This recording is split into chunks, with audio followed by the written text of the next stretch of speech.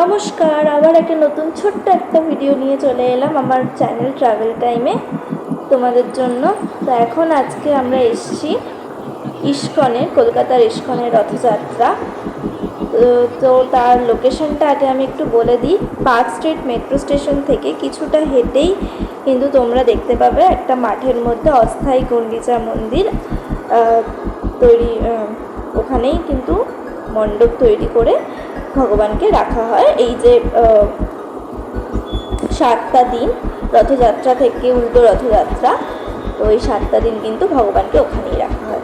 তা আজকে ছিল হেরা পঞ্চমী। তো এই দিন মা লক্ষ্মী তার দ্বারকার প্রাসাদ ছেড়ে এই নীলাচল ধামে তার স্বামীকে দেখতে আসেন যে তিনি কেমন আছেন, যে তার ভাই বোনকে নিয়ে যে এসছেন তার স্ত্রীকে ছেড়ে। কিন্তু লাঠিয়ালরা, ভগবানের যে লাঠিয়ালরা থাকেন তারা কিন্তু মা লক্ষ্মীকে ঢুকতে দেন না।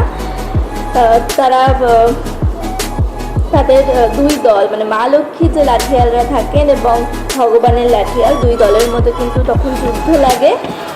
আর মা লক্ষ্মী তখন কিন্তু ক্রুদ্ধ হয়ে তার দ্বারকায় আবার ফিরে যান এবং ভগবানের যারা মানে এই মাসির বাড়ির যারা লাঠিয়াল ভগবানের, তারা কিন্তু তাকে কথা দেন যে আমরা ভালো করে সেবা শুশ্রূষা করবো ভগবানের এবং তাকে আমরা খুব ভালোভাবে উল্টো রথের দিন রথে করে আবার আমরা দ্বারকায় আপনার কাছে ফিরিয়ে নিয়ে যাব।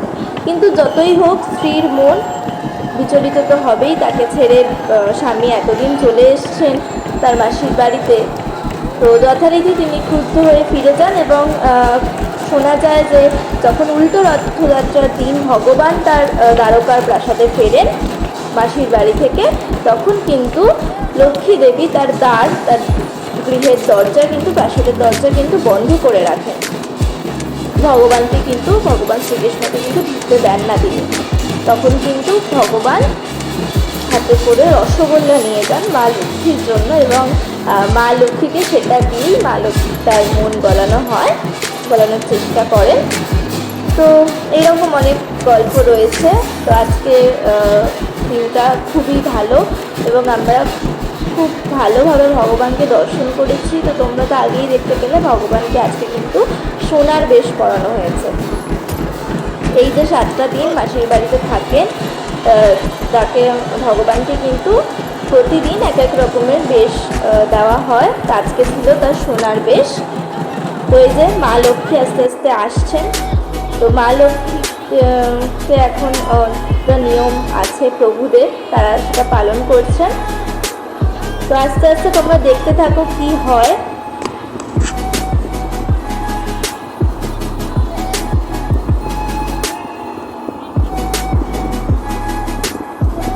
এটা কিন্তু কলকাতার ইস্কনের 54তম রথযাত্রা, 54তম বছর তাদের রথযাত্রা পালনের। এর আগে একবার ইস্কনের যে কলকাতার ইস্কনের যে মূল মন্দির, সেখানে একবার আমি গেছি। তো রথযাত্রা এর আগে আসা হয়নি, প্রথমবার। তো খুব ভালো লাগছে। সেই যে দেখো কত মানুষ এসছে। এই যে তোমাদের যেরকম বললাম যে যুদ্ধ লাগে, লড়াই হয়, মা লক্ষ্মীকে কিছুতেই তারা ঢুকতে দেন না।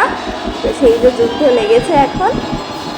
তো আস্তে আস্তে মা লক্ষ্মী কিন্তু আবার ফিরে যাবেন পালকি করে তার দ্বারকার প্রাসাদে।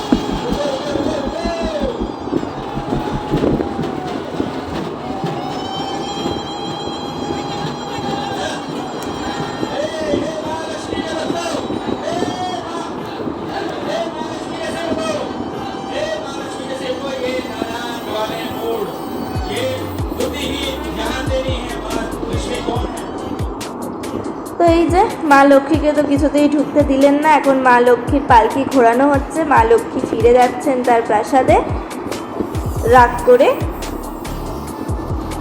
এরপর তো উল্টো রথের দিন ভগবানের পালা তার রাগ ভাঙানোর।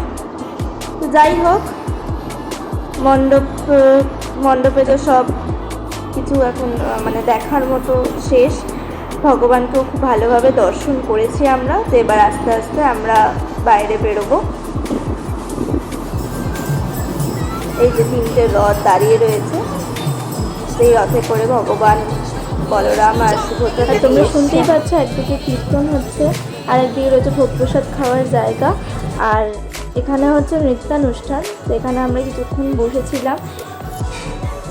এখন করছেন মহিলারা, নাচ করছেন। তো সন্ধেবেলা হলো, আস্তে আস্তে আমরা ভোগ প্রসাদ খেতে যাবো।